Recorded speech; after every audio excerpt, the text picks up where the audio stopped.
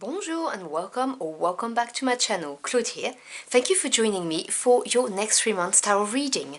This is going to be a reading that looks at the months of April, May and June, so the longer term as opposed to the monthly, so just look at what's literally on your doorstep for the month. So this is going to be a reading for the people born under the Hermit card and the Moon card. If you do not know what your tarot birth card is, there is a link in the description box below to a short instructional video that will show you how to work it out, and then you can come back and check out the appropriate reading. So for today's reading, I'm going to be using two different decks. The Wisdom of the Sacred Bee Oracle, which is this deck over here. I will pull out 3 energies, one for each month, and then I will clarify with the tarot, and I'll be using the Journey of the Sacred Bee tarot deck, which is its companion. Now, I have reviewed both of these sumptuous decks. I love them, and if you have time after the reading and you want to check out the artwork or even maybe get them for yourselves, there is also a link in the description box to their respective reviews, if that's something you're interested in. So now that I've said all of this, I hope you are all doing fantastically well and that you've had a good month so far, and without further ado, let's begin.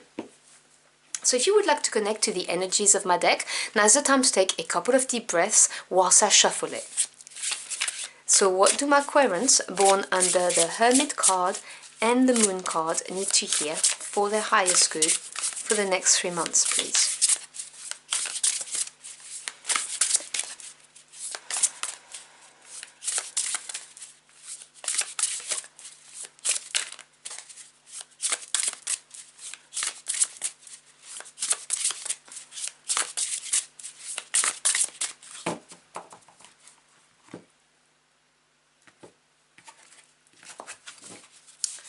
We have the Unfolding,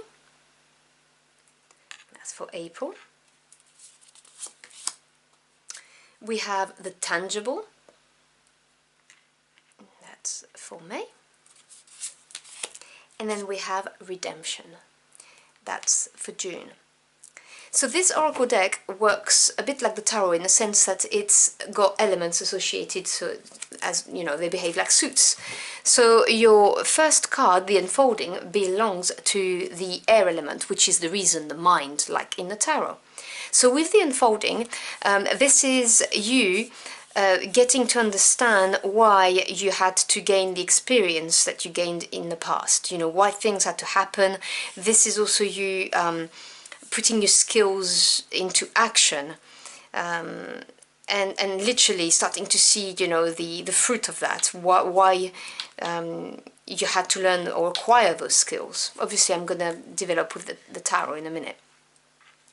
And May, we have the earth element, which is really to do with your everyday life, the physical realm, okay? And this is the first card of this suit, the tangible. So in May, your focus is going to be very much on either everyday life or things that are in your physical environment.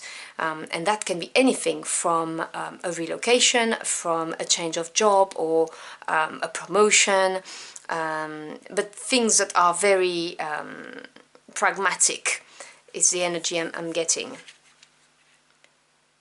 It's also, for some of you, it will be to do with seeing the results of the unfolding, in a very earthy way.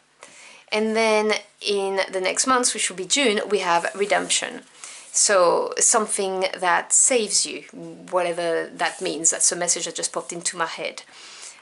Something will be your redemption, or you may be the redemption for someone, we'll see. But there is a diamond right in the middle here, so there is something very precious coming. So let's clarify those messages with the tarot. So can you clarify the energies, please?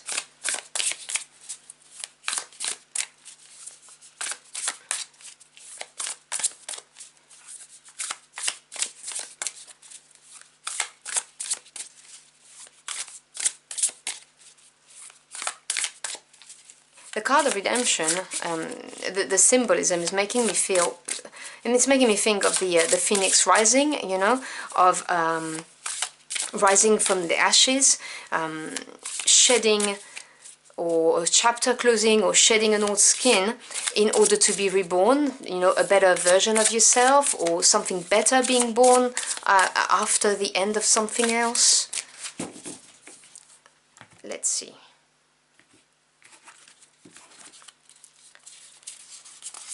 Okay, we have the Eight of Cups. We have the King of Swords. And we have the Four of Coins. We then have the Two of Wands, the Hangman, Major Arcana, and the Knight of Coins. And then finally we have the Nine of Swords, the Sun, beautiful, Major Arcana, best card in the deck, and the Five of Wands. Bottom of the deck, which is the energy underlying the whole situation that you may not be aware of, we have the King of Coins. So we have two kings, and this is significant because kings represent knowledge, mastery and expertise, things that come with experience, which with the unfolding I was getting the significant message right at the beginning that you're going to understand why you had to go through what you had to go through, why you had to acquire specific skills and so on and so forth, and that's this is all going to make sense, and then you're going to get to apply those skills or use those experiences. And the kings represent that. Okay, they acquire knowledge and they hone their skills and then they master it. And with the coins, where we have a repeat of the earth element that we have here with the tangible, when we're talking about everything that touches you on a day-to-day basis. So the King of Coins, and obviously no genders attached, just the energy of the card, represents somebody who knows how to grow prosperous and abundant.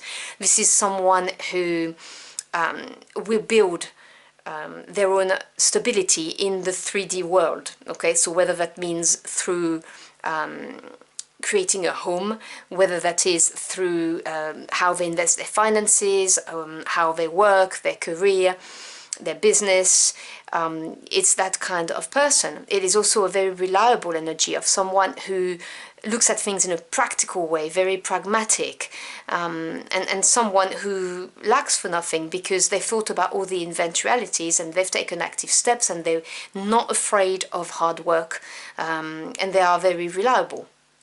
So what I'm seeing here is, to me, that's the message I'm getting, is this is where this is leading you, to you embodying the energy of that card. I mean, who wouldn't want to be the King of Coins? I mean, I'd love to. But yeah, this is what I'm getting. If it's not that, it may well be that this is leading you to somebody who embodies those qualities, you know, somebody who will be put on your path. And remember, a female can embody the energy of mastery that a king has. So under the unfolding, we have the Eight of Cups, the King of Swords, and the Four of Coins.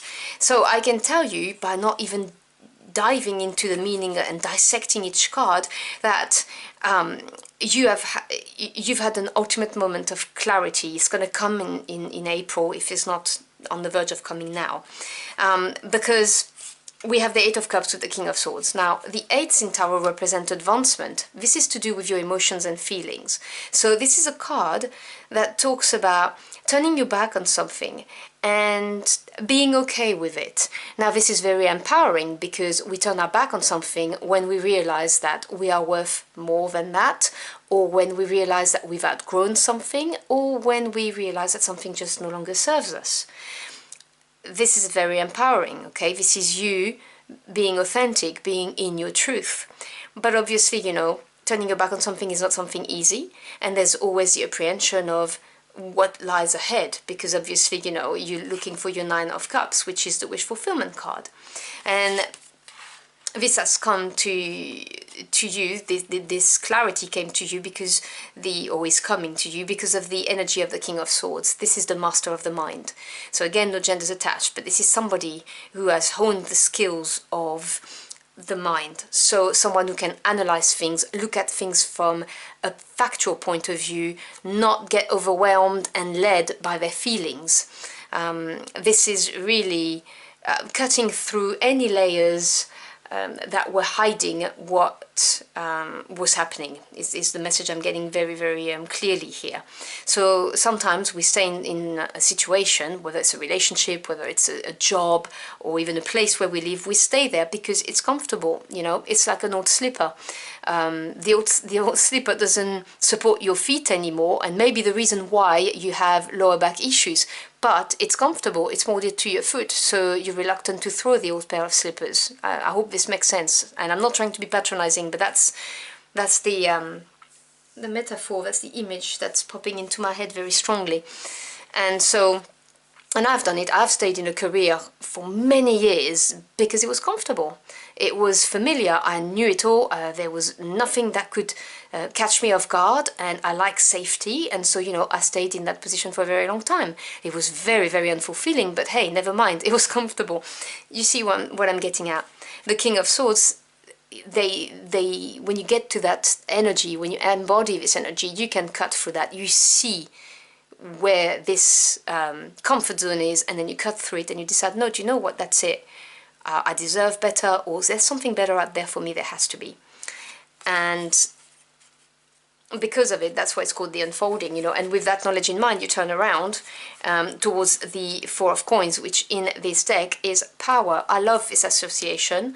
I don't agree with all the keywords on this deck, just so we're clear, but with this card, I think it's fantastic, because I think the Four of Coins get a bad rep of being the card of someone who is, you know, holding on too tight and hoarding, but Four is stability and strong foundation, and in the energy of the coins, of earth, of the everyday life, this is you turning around, turning towards, you know, financial stability, or at least a certain level of stability and comfort in your everyday life. And this is coming through turning your back on something and, you know, looking for something else, basically, and using all of the skills, the knowledge and the experience you've acquired, which is represented with this unfolding card, in order to move forward towards this.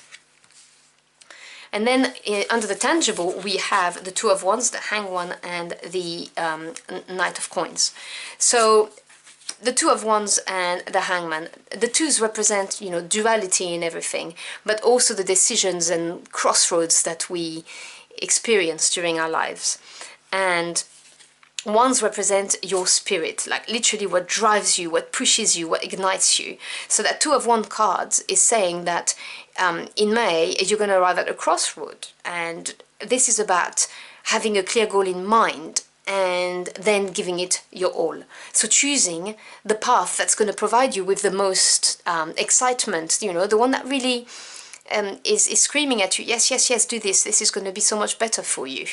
And this is, you know, I can see how you may be hesitating at this crossroad with the Hangman, because the Hangman appears when we're having to stop and pause, okay?